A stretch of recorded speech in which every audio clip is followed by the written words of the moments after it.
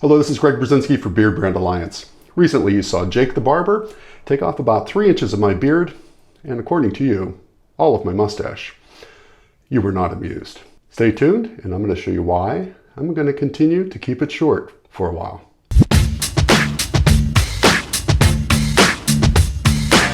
I've been talking a lot about the Corona beard of late, and with the exception of one trim in the middle, I have not cut my beard since January, and so it grew significantly from the beginning of January, where I started the year with a fresh trim, and to where it was just 2.5, 3 weeks ago, it had gotten significantly long. I had my beard trimmed on a Wednesday, and I think that Saturday, I think I might have raised the front of my beard almost 3/4 of an inch, not touching the sides. And actually that weekend, I even cut my mustache shorter. And so what I'm going to do today is cut a little more off the front of my beard and cut my mustache and clean up my cheeks. So one of the benefits for me in having a shorter mustache, and guys who have a long walrus, if you have a big mustache that you're trying to get the center hairs into the curls, you know all about food, you know all about liquids, you know all about kissing, so there are issues associated with having a bigger mustache. And so it's been great in the past 3 weeks to not have those. So what I'm going to do is just take that hair up to where the hair starts growing and to expose the skin on the top of my lip. So here we go.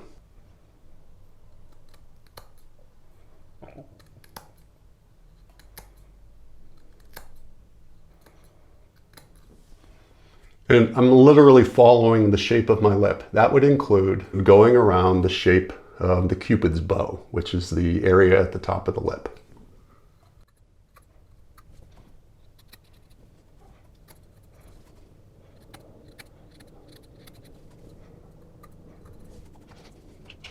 Nerd alert.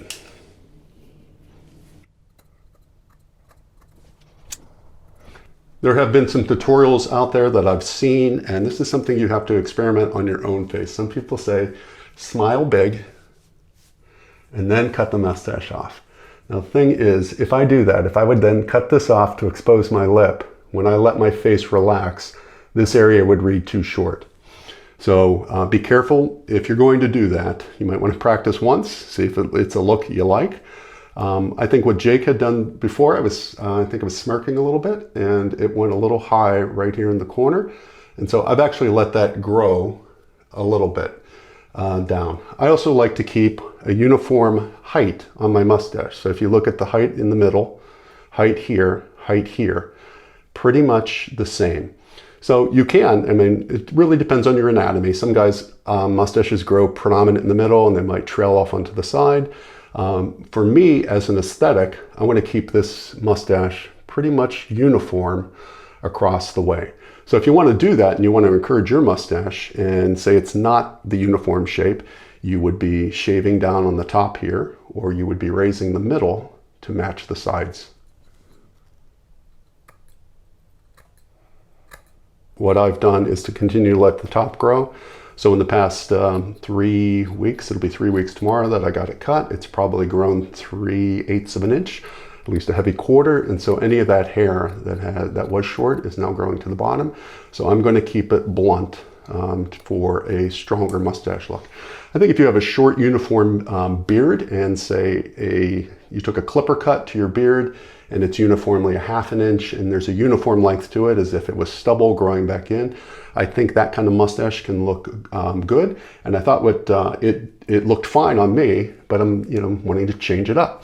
So not stuck in the same shape that I had before. And also you can experiment to what looks good on you and what your preference is when it comes to your facial hair.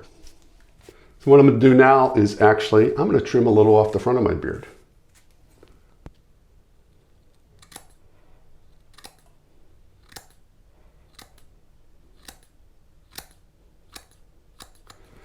My beard has been styled. It has a little flip under, which I prefer.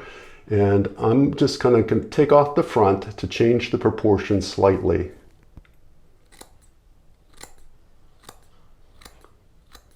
Using the same technique that I've talked about before, cutting the first layer, combing out, cutting a layer behind it, combing out, and then cutting underneath.